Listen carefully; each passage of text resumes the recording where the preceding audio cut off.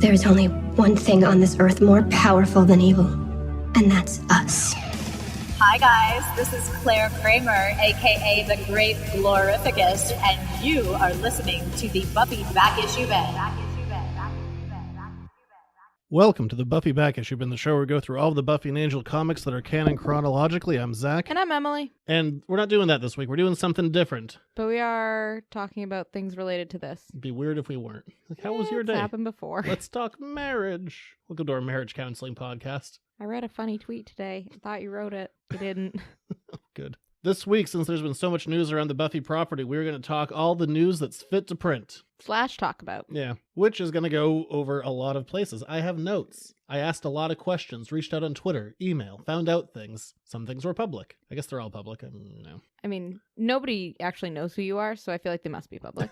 Yeah. So I guess first and foremost, for where this is going, we should say, and I'm sure everyone knows at this point, that at San Diego Comic-Con, a new Buffy reboot was announced. Dun dun dun. What does this mean? No one knows. Unclear. It is going to be a show starring an African-American woman, and that is about all we know. And On TV. Yeah. Whedon is going to be at least acting as executive producer, but I think the showrunner is going to be a woman named, oh boy, I'm going to murder this, Monica Uwusu Breen. OWUSU-Breen. Oh. I tried. You did your best. We're very sorry. She's worked on other shows like Lost and Alias and Fringe and Agents of S.H.I.E.L.D., so she has some genre knowledge behind her. But what came out on her Twitter, she put a thing up saying that for her, Buffy was her Star Wars. She grew up with Buffy, was a fan of the whole thing, and that there's only one Buffy, one Willow, one Spike, one Giles, one Cordelia, and so on and so forth. So what does that mean? We don't actually know. Here's what I hope. I hope that they don't ignore the comics and that it somehow ties into the end of the comics, that they got knowledge of that beforehand. I might have a thing about that. Really? Yeah. I didn't review any of this with you. You're just reacting. Oh, yeah. Originally, I'm like, read all these things. And I was just like, screw it.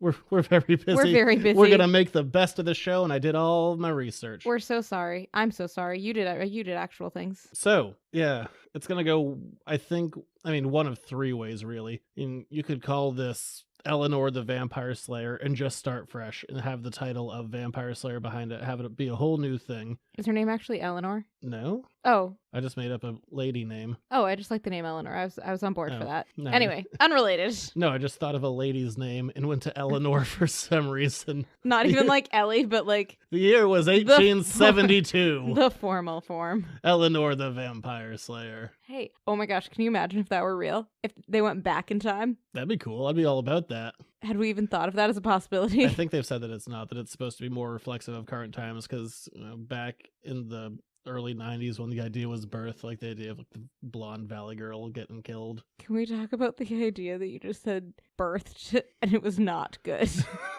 Anyway, back to your actual thing. But I just think this is going to be dealing more with problems that, the kids are having these days, but also dealing with representation in a way that the show never dealt with, in even the slightest of ways. Of all the things this show dealt with, representation was never one of them. No, not so much, no.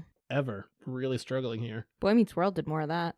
Good for Boy Meets World. I always support Boy Meets World. I'm really trying to think of an episode where they did actually deal with it. It's just itchy. Did Angel? A little bit with Gunn. Not a ton. And I can think of like 4 lines maybe. Your knowledge is fascinating. Yeah, but no, not really. I guess Anne, like in the homeless shelter, did a little bit, but that's about it. Or this is going to ignore 11 years of comics and just continue off where it left in 2003. Did you say you had news on that front? I do, but not so much. I did reach out. I sent her a tweet. I tweeted it, the woman who's going to be running the show. No response. I'm sure she also can't say anything, but, worth a shot. Doesn't hurt to ask. Yeah.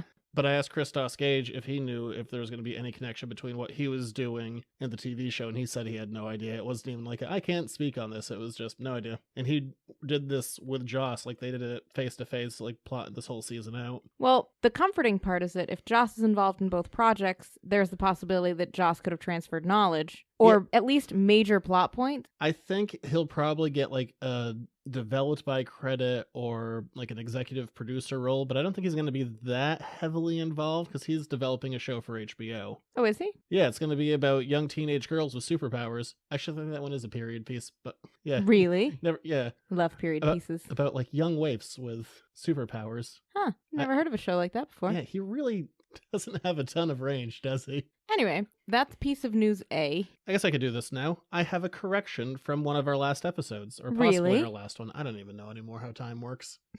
Anyway, what's your correction? No, it wasn't our last. It was like a couple ago. When we did our final Angel story, the IDW one. Oh, What did they call yeah. it, This one time. That was lovely. I think that's what it was called. I don't remember now. I think so too, or something along those lines. But I threw that up on the internet, and Brian Lynch tweeted at me with one correction and one statement. Yes. The correction being there was a line towards the end of it that they were fighting the villain, and she said, "You'll always keep winning until you don't." He said that was a direct reference to Angel becoming Twilight. Oh. I thought it was more just a vague Threat? idea for the future, but yeah, he said that was in direct correlation with Twilight, which of course had already happened at that point.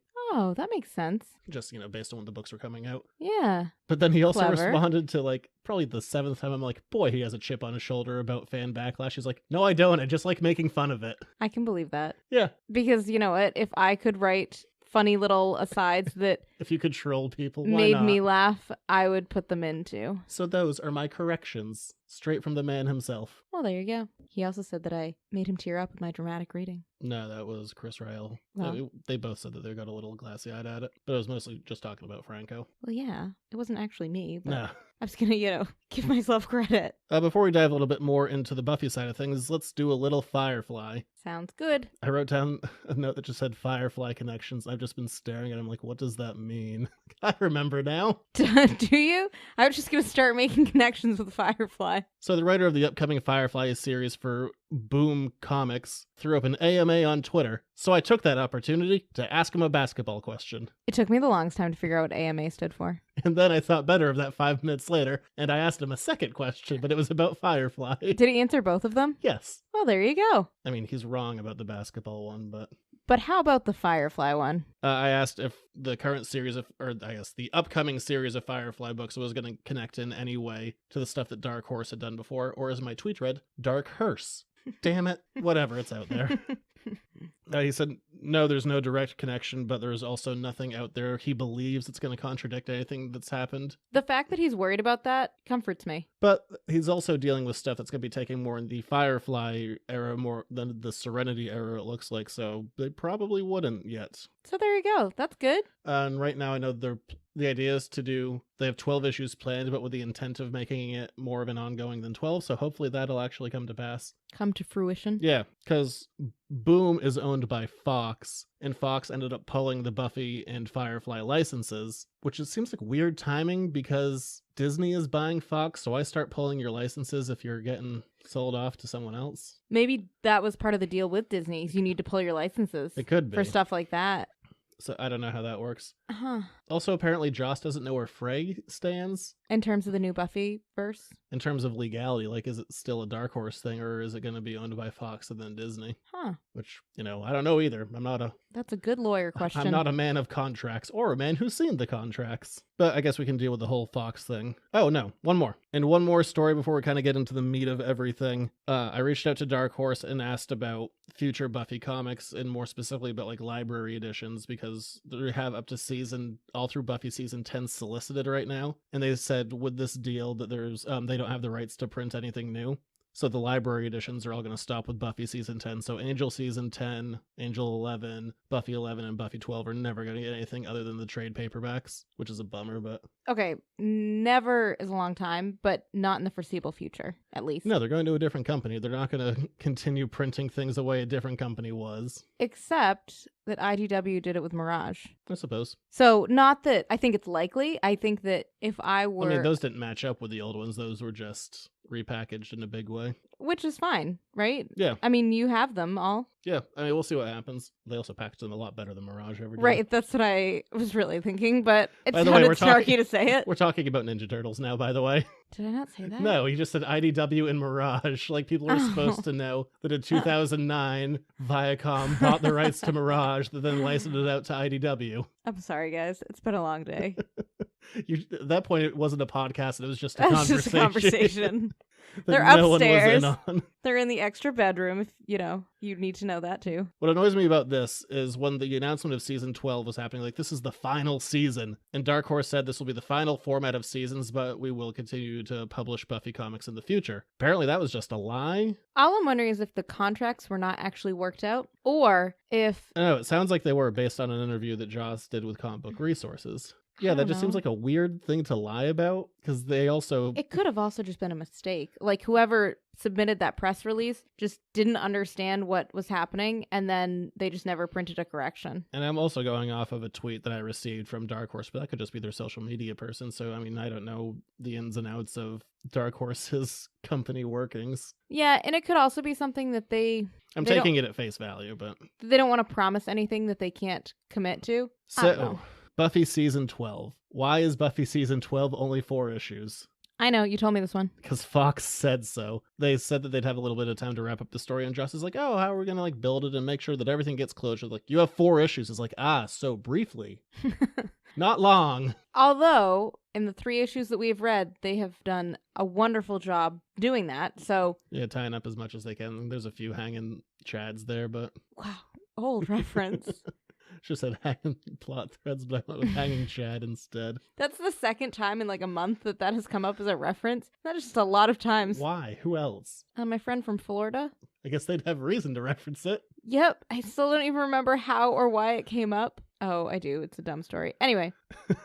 So yeah, that's why this season is so short. It wasn't like, oh, this is the story we want to tell. It was, this is all you got. This is the time frame you have. You have 4 issues to do it. Best of luck. And they're doing very well, which they are, but it's also kind of annoying that was the mandate. Just my feelings on everything like this. So wait, what's that phrase? Like restriction is the mother of invention or something. Necessity is the mother of invention. Yeah, something along those lines. There we go. We got there. So it works. Yeah, totally. And we said several times during some of the longer seasons that they could stand to be pruned a little bit. Tighten it up.